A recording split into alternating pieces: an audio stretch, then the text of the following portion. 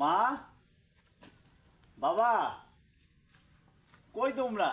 ওরে আমার বাজান রে, আমার বাজান, ও বাজান, বাজান, বাজান তুই কেমন আছিস? আমি ভালো আছি, আমার বাজান অনেকদিন পরে আসছে বাজান। আব্বা ভালো আছেন? হ্যাঁ, আমি ভালো আছি। তুই কেমন আছো? তুই ভালো? কি অবস্থা ভাইজান, ভালো আছেন? তুই ভালো আছস? বাজান তুই বিদেশ খাস না? হায় আল্লাহ গো বাজান, আমার মুখটা শুকায় কিরকম আমসি হয়ে গেছে। দেখছো দেখছো তোমার পোলার মুখটা কেমন শুকায় গেছে। আমার তুমি সবসময় এমন করো। আমি খাই, আমি শুকাই না, আমি ঠিকই আছি। তোমার চোখে সবসময় এমন মনে হয়। না ছেলে ও, ও ব্যাগ না। আচ্ছা, আপনার এসে ৬,০০০ টাকা। ও বাবা।